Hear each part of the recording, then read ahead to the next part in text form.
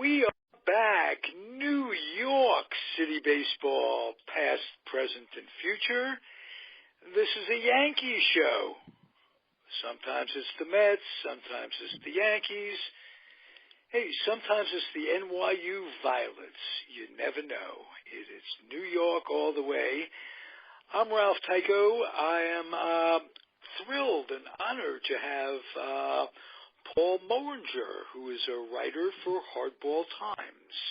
And we've been talking for a while, and I finally got you to come on the show, and I'm delighted to have you. Paul, where are you located back east?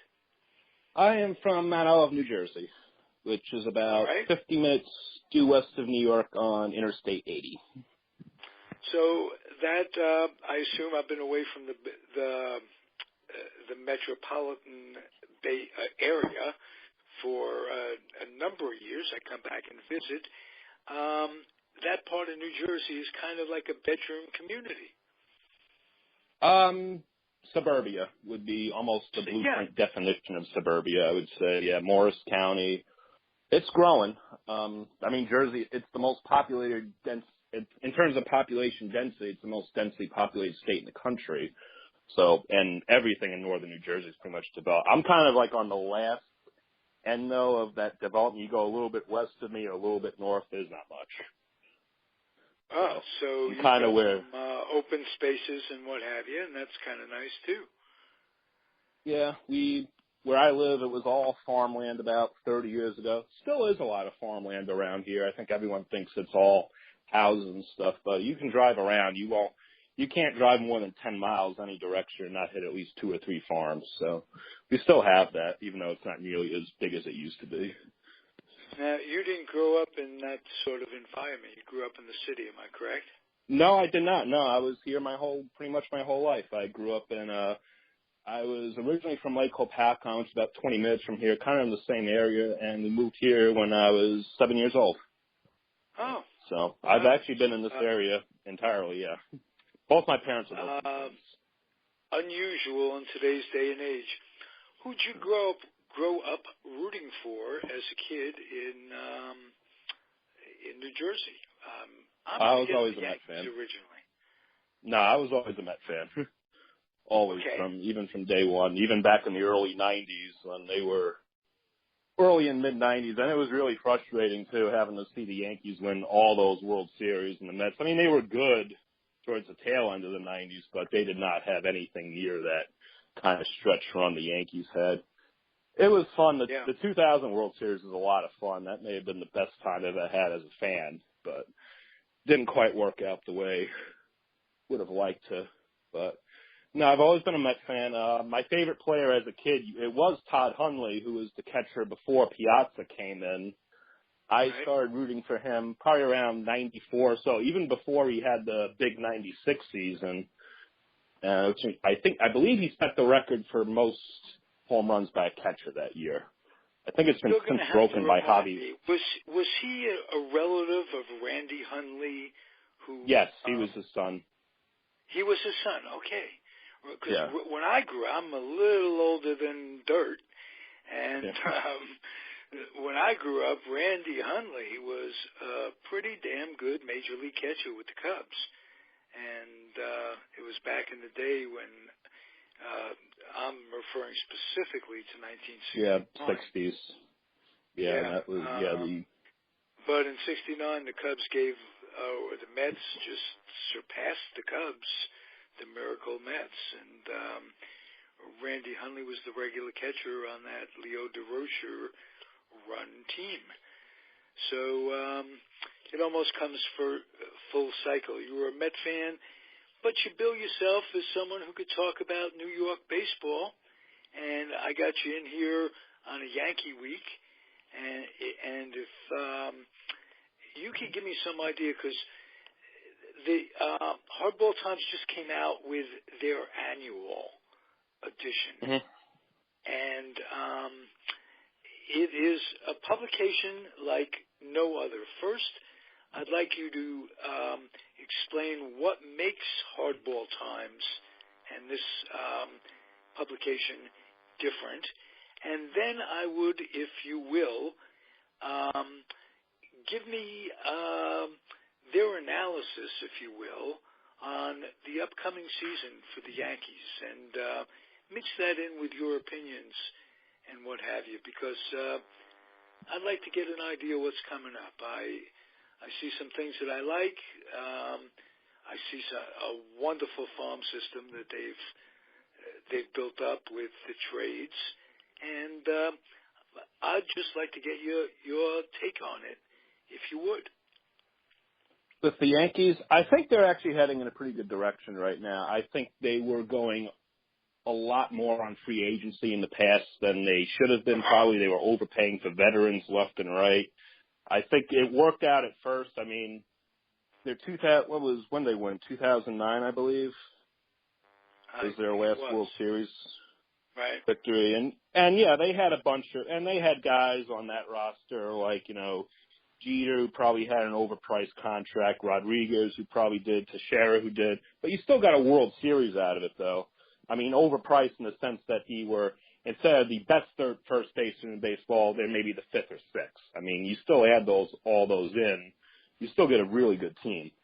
But I think after that the age really started to catch up with them, and I think not going all in on free agency, I think being a little bit more laid back. Yeah, like you said, it's really built up the farm system. Their catcher, Gary Sanchez, I believe. Was it Gary or Gabby? Yes. I think it's Gary, but could be Gabby too. And but no, Sanchez, it's Gary. Yeah, hit like about Gabby 24. Was.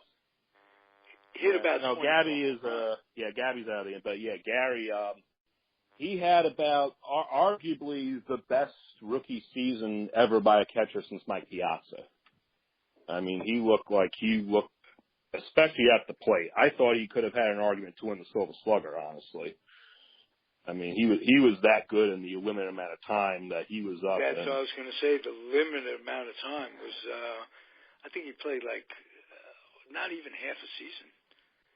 20 home runs in 53 games.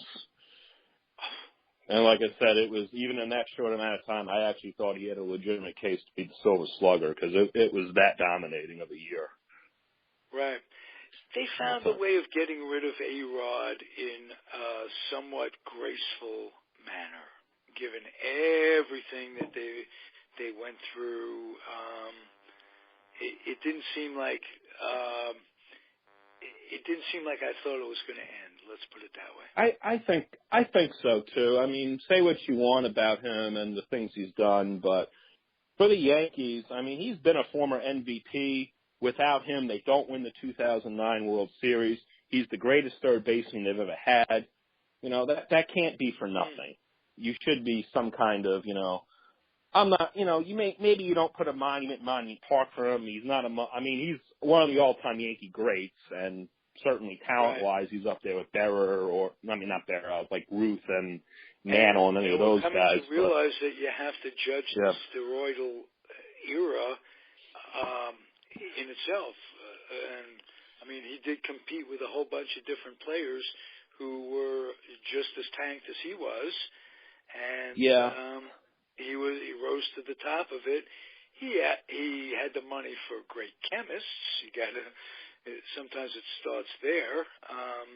He was always a tremendous talent, though, even out of college. He came up in he almost went to Miami. He got very close. I know. I think the Mariners may have signed him while he was on campus, even or something. It was that right? close. It doesn't surprise me. Well, when you think about it, the Mariners, they had Ken Griffey Jr. They got Turner from the Yankees. They should have, could have, would have won something. They had Johnson. I actually wrote about this in the All-Time Mariners article that I just did. I talked about the core of four they had. Everyone talks about the Yankees core of four: Mariano, Jeter, Posada, who's the other guy? Williams. Bernie. Everyone talks about those, but match that core four against Alex Rodriguez, Randy Johnson, Edgar Martinez. That's something. Because you have. I'll ask you this, because my mind works this way. You mentioned Edgar Martinez, Hall of Famer, no Hall of Famer. I think he is, actually. I mean, is he in the upper echelon of guys that, that kind of slam dunk level? No. Are there better guys on ballot than him? Yes. But as a whole, I think he's there. Who I would also argue, though, should be in above him, though, because I don't necessarily look at the DH as a position. To me, you just evaluate straight offense. And if you do that, the guy I got to put in even above Edgar would be Dick Allen. Okay. And cannot disagree. I'd like to see Minnie Minoso in. I'd like to see Rock Raines in. Raines should do it. Minoso, I'm a little bit more borderline on, but yeah, definitely. There's more to Minoso than just the stats. You got to remember, he was the first Latin. Oh yeah, he was.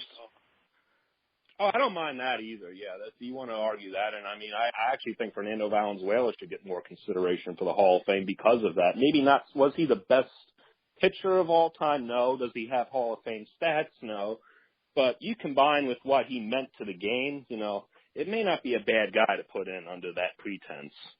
I don't know what. Well, I like talking to you because you don't. When I ask you a question regarding someone's eligibility or what have you, you bring more into it than the stats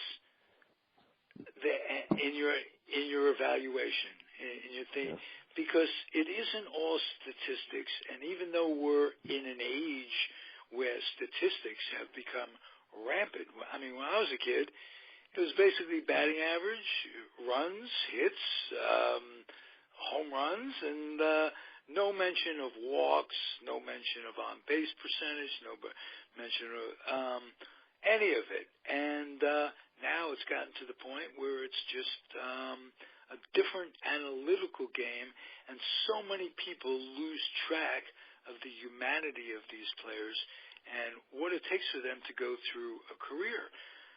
Fernando Valenzuela came from another country, as did he came from Mexico, and Minnie Minoso from Cuba. And we're talking cultural difference, language difference, prejudice that beyond belief, because there's the language barrier and the basic disrespect in this country for anybody who isn't exactly white bread. Probably a lot more Minoso than that, because Fernando probably had the benefit of growing up in a very, he grew up in a very, if you're going to be a Latin player, L.A. is the place to do it. That's so he true. probably got more, he probably got what Minoso, any black player from the 50s and 60s, oh yeah, definitely, no doubt about that. Black or Latin, no question. Yeah. And you can't understate the perils of what guys who came up after Jackie, people like Frank Robinson, Vita Pinson, coming up in the minor leagues.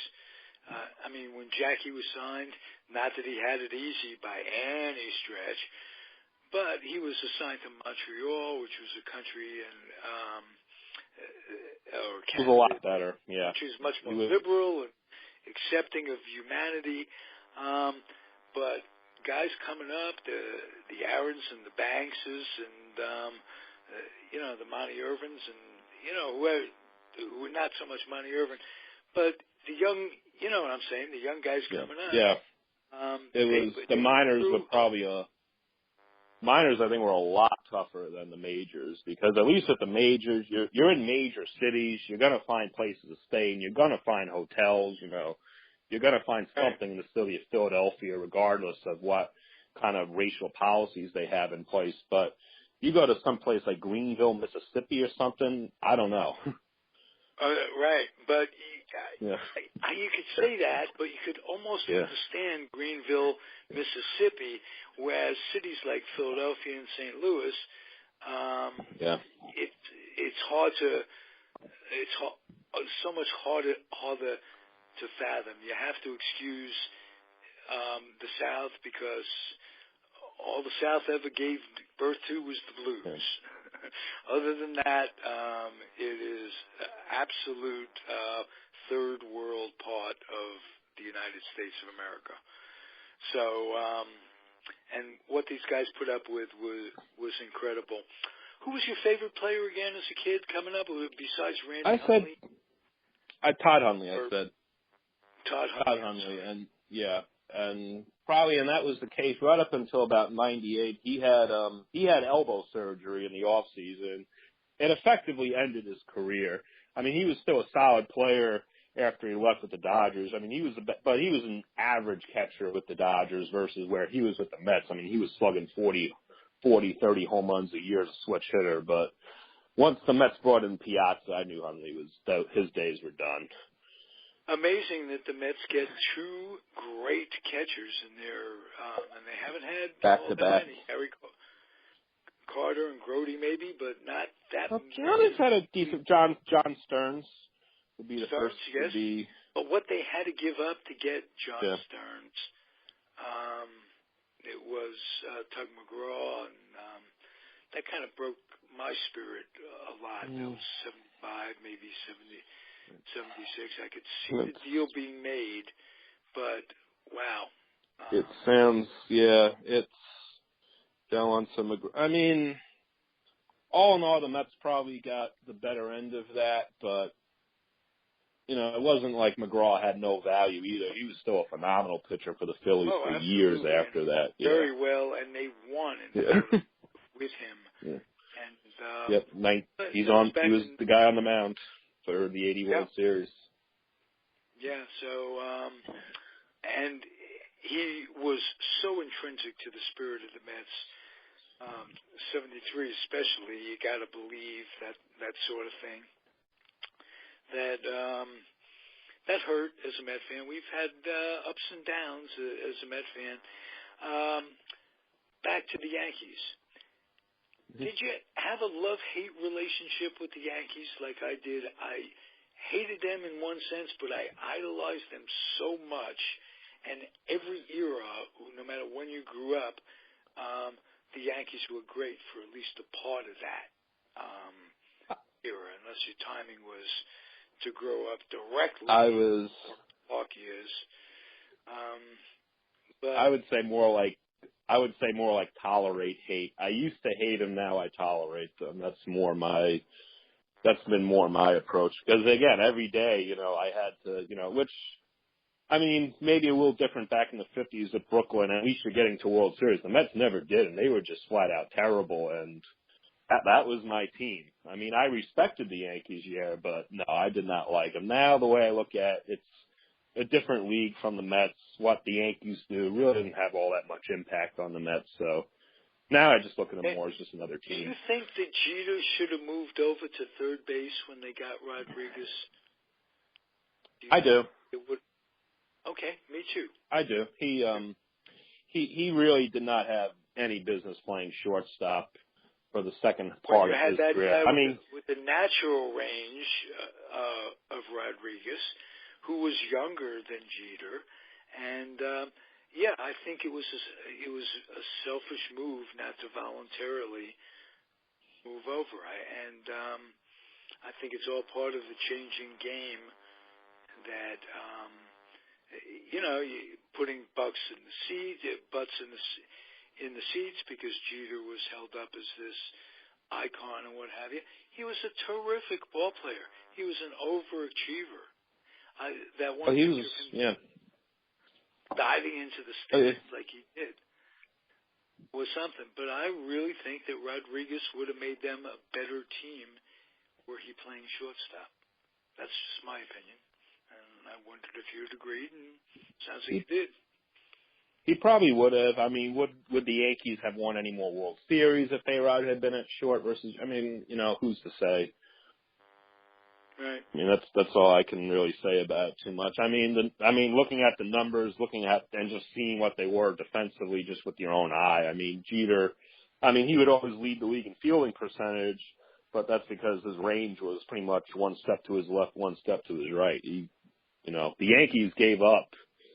I if you go by range factor per game, just on that alone, the Yankees were giving up about a base hit a game, just compared to your average shortstop, just by having Derek Jeter out there. Oh, really? Yeah. That's about what I figured in some years, yeah.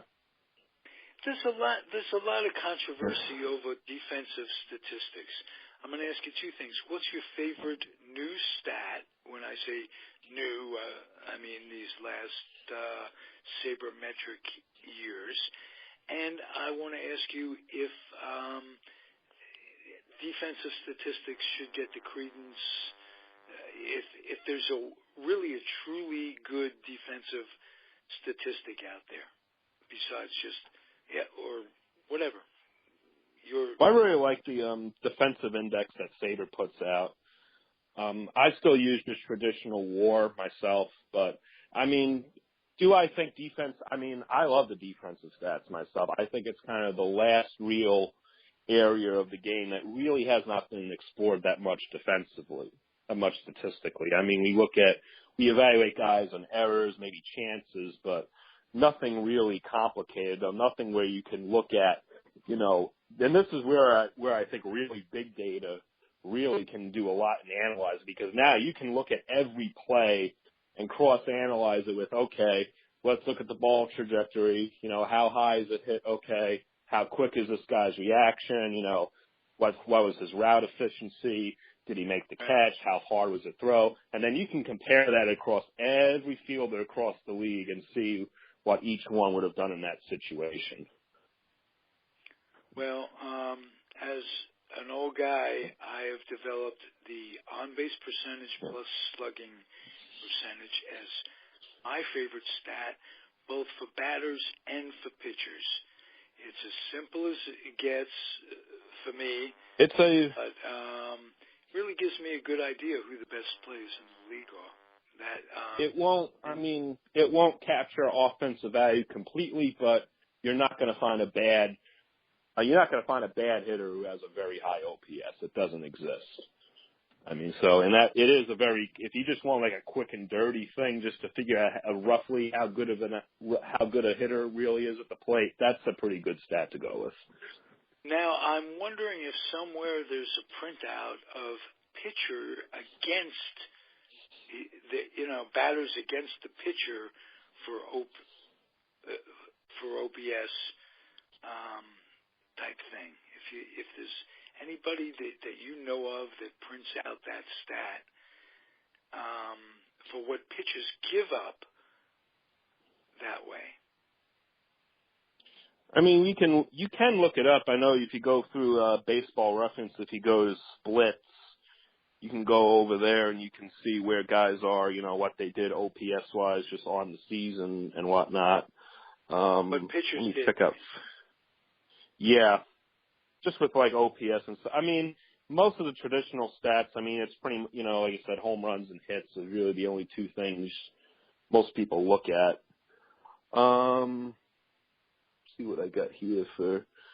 I'm not quite as familiar with the Fangraphs site, unfortunately, which is kind of ironic. But let's see I'm going to do some searching too, and I'll try to find it.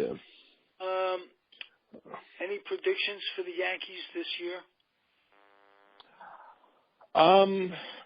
I think they could be potentially a playoff team. I don't know if they quite have enough to catch Boston. I think Boston really, they may have put themselves ahead of the game getting Chris Sale. I think he is there's maybe about 15 or 20 true number ones. And what I mean by that, I look at a true number one as a guy where no matter who you're facing, no matter what team you're going against, I put the ball in this guy's hand. I feel like I had at least a 50% chance of winning. And Chris Sale is one of those guys. And they have another one of those guys, I think, too, in David Price. Boy, I had a question, and it just slipped out of my little mind, but it was a good one. And do you think Ellsbury has anything left? Number one. It's tough to say. I mean, a speedster, that part of his game is not what it was, and that was a big element of his game. And, I mean, 257 2 years ago, 263 last year. Doesn't have the range he used to in the outfield. Still has a bit, but not the dynamic superstar that he was with Boston or anything even close to it. So, now, I mean, at this point, there are some players when they slip a little, they add a little something to their game. They work out harder in the off season. Is he that kind of guy? Is he one of those guys that, I mean, he's made big bucks. I'm sure it's tough to be motivated when you've had the kind of career you've had, but some guys just have to prove that something's in them, and they've got that competitive thing. Do you think Ellsbury could pull a year out based on that? I just think it's just the makeup of his game. Just players like that generally just don't age that well. You don't see a lot of old players, 36, 37-year-old nearing the top of the league in steals. And that was a big, big element of his game. He's also had some injury problems, which I think has affected him. I mean, I look at him, he looks like he's in great shape, so I don't think conditioning is anything of an issue. I just think he's just lost a step, which is, if you think about it, even worse than what you're saying, because you're saying if he tries harder, he has a chance of coming back, and I'm saying probably he doesn't. Okay. One way or the other, he doesn't. And has he not been trained? I'm not by any means casting dispersion on his work habits. I'm just curious whether or not he's got that. You're back there, and you heard day to day if he's got that special thing that it takes, if you will. I had a conversation with somebody the other day about New York radio and television broadcasters. What do you think of the Yankee combination, John Sterling and a woman who I think is very charming, and I think she adds something to the booth. Do you think they're a good combination, or do you think it's just all Yankee hype? I think it's all right for what it is. I don't listen to a ton of Yankee broadcasts, so I can't give you a whole lot of, because the two main teams I listen to are the Red Sox and the Mets. My fiance she's a big Red Sox fan, so that's pretty much all that's on. She does not want to see the Yankees. I'll just say that. I can appreciate that, and how cool that is too, that you have somebody who shares your, She told me multiple times. Pardon? I said, she said multiple times, if I was a Yankee fan, we would not be getting married. Okay. So that, if you're basing your life on that, you have to have some strong feelings and passion for it. So that part's cool. And sounds to me like life's going good for you, Paul. You're enjoying it. It's doing all right now. It's getting better. I mean, my grandmother just celebrated her 100th birthday. I'm getting married in March, so it's just a lot going on. You mentioned that right on now. Facebook that she did, and how cool is that? Do you not win the game at 100? Wow. And 100, 98 is the new 100. So she's got plenty left. And she'll get to see you get married. That's nice. Probably not, unfortunately. She's not in the greatest of health, so she will not be at the wedding, which is unfortunate because our original plan was to actually get married this October, and we moved it up specifically to try to get her there, but it's just not going to work out. Beautiful. Hey, thanks for being here. You really filled the bill. You're a Met fanatic, and you are so right on with the Yankee in terms of being able to analyze them. It's almost a better match for a podcast because you don't have your strong feelings.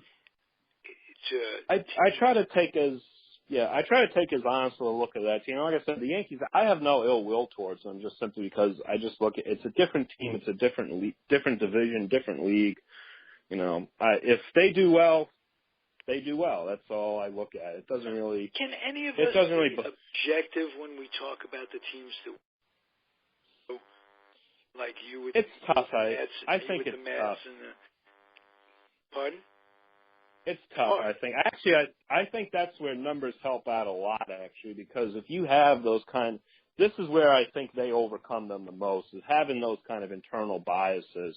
You really have to have I think most people think that, you look at numbers, that means you're closed-minded. I think it's the exact opposite. I think that makes you, looking at these numbers, analyzing more, I think it actually makes you a lot more open-minded to different players potentially being, elite level players. I think if you just focus on your team, you just come up with the same answer again, almost turns into an echo chamber.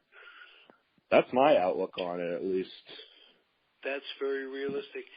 Paul, let me ask you one more question. Do you use these numbers for fantasy league purposes in your own life? I actually don't. I have not been in a fantasy league in about 7 years now, believe it or not.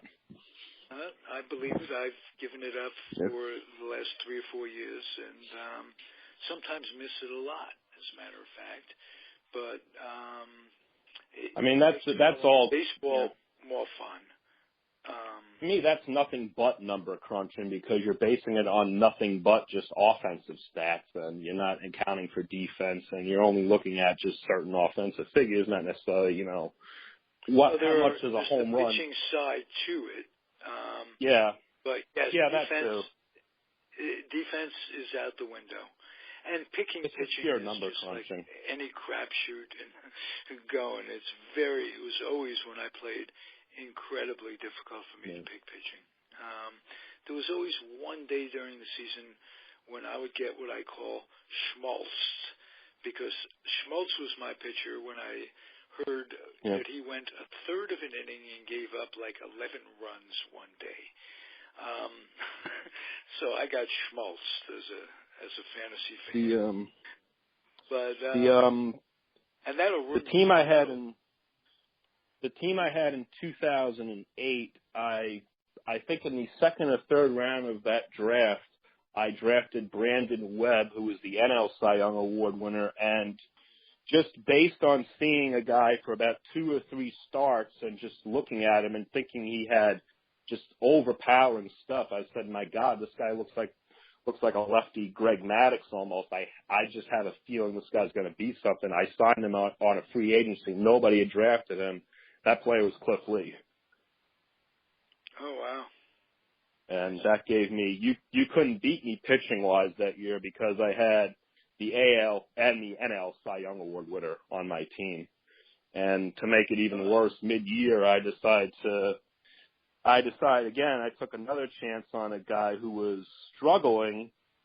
He still had a big name, but I thought he was better than his numbers were entailed. Let me look him up. 2008 was the year, First half ERA, he was 4.56, 116 innings, was 7-8. Didn't, had a mediocre year, but I just thought he was going to take off in the second half, and he did. Second half, he went 10-2 with a 2.24 ERA, which I had him for that on top of Lee and Webb, and that was Roy Oswalt. Oh, I remember him very well. He was an excellent pitcher. Hey, I traded Glavine for Strawberry, thinking, always trade a pitcher for a batter. Much better off. Strawberry went into rehab the next day with the Dodgers. Literally the next day. Glavine was good. You wouldn't want to trade him, but figuring I'm going to get a hitter, got to be safer. Wow, boy. That was when you're happy you're trying to keep. That's when you're happy you're trying to keep relief. Memory was brought to you by early death. Death with peace. People go crazy. I mean, they get very behind their choices and feel badly considerably if their team doesn't do well. But no different when the Mets don't do well. Talking about broadcasters, Howie and Josh are fun to listen to for me, especially now that I can get internet and from across country, I can listen to every game. And I think Howie and Josh are excellent. I wanted to mention that. Yeah, the Mets I think they've always had a good job with broadcasters. When I was a kid, they had the combo of Ralph Tyko and Tim McCarver, and that's still my personal favorite. Ralph Tyko was an iconic figure in the New York press box, early years with the Mets. Some of his he was there. Incredible. Yeah, Tyko's corner. Right, and people forget a lot that his first 10 years in the majors, he hit like over 30 home runs a year for his first 10 years. He was home run champion for first 10 years, shared in it. He was an incredible power hitter, and he coined the phrase, power hitters drive Cadillacs. So, he was, I mean, he probably, in today's game, probably would have been a lot more marketable. He probably missed out on a lot of opportunities like that. I mean, nowadays, he'd probably be more kind of seen as almost maybe like a Bryce Harper type of figure who just on billboards and posters and magazines, just everything. Right. I mean, what a difference free agency has made in terms of the quality of life of players. Good, bad, or indifferent sometimes, because they do have to drug. They do have to indulge in the culture of the game, and that could have long-term effects. But money-wise, unbelievable. And the fact that Walter O'Malley is in the Hall of Fame and Marvin Miller isn't says it all about how things have gone. I don't know if I necessarily, any kind of labor ownership figures. I mean, to me, it depends on how your outlook is on the Hall of Fame. I mean, if you're going to look at the Hall of Fame as, these guys were inherently good for the game, the development of the game, that probably takes just about every owner out and probably every commissioner out. Just because, how do you even measure something like that? But if you look at it more like historical significance, I think that changes things a bit. I don't really have strong feelings one way or another on this. I think it's just a matter of interpretation. That's how I look at it, at least. Okay. Anybody you're hoping for in this Hall of Fame ballot coming up?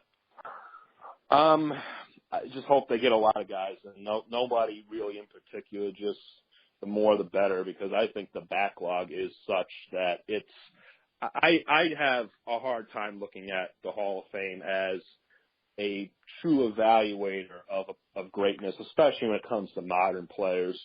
There was a good article out on Fangraphs today. Talked about how there's probably going to be hardly any modern day starting pitchers that are going to get into the Hall of Fame, and I think that's the one area more than anywhere the voters have really dropped the ball, because there are guys who I think have solid Hall of Fame cases like Kevin Brown, David Cone, just Brett Saberhagen, and these guys are just being treated like chopped liver. I mean, it was, Brett Saberhagen was a two-time Cy Young Award winner. Yeah. I mean, that guy's got to be... At least a couple of no-hitters, at least won 20 games a couple of times. Kevin Brown is arguably the best pitcher in the National League for the second half of the 1990s. After Greg Maddux falls off as being the most dominant star in the NL, you could argue Kevin Brown is the guy that takes over that title. Okay. And he was there for... Most times when pitchers make a lot of money, they don't live up to the contract. He was one that did. Got to give him credit for that. And, I mean, I think he did what he could, but his best years, though, were with Florida and San Diego, and I think he gets hurt. A few reasons he gets hurt with Number the Dodgers, one, if I'm mistaken.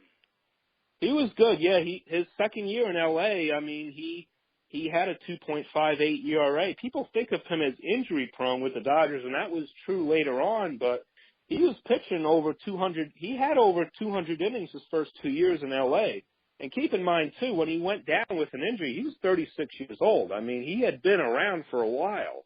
He came up in 1986. I don't think people realize just how long he had actually been up in the majors for. Good, very good point. May I ask you if you think Girardi is effective? Yeah. As a manager? Yeah. I think he's one of the better managers in the game. I mean, he's not my favorite manager. That would be Joe Madden. But would I be happy with him as a manager of my club? Absolutely. I think he's done a phenomenal job with the Yankees. They've never really lost under him. They've been nothing but successful. The players seem to like him, so I would see no reason not to get rid of him. Good. Appreciate your analysis. Paul, it's been a pleasure. Thank you. And I hope you will come back maybe next time to one of our Met shows. And I really enjoyed your company. All right. Thank you very much, Ralph. Pleasure's mutual as well. To all of you and everybody else, just keep on keeping on. Life is not always easy, but it can be a lot of fun, too. So thank you again, Paul. See you next time. Thank you very much. See you.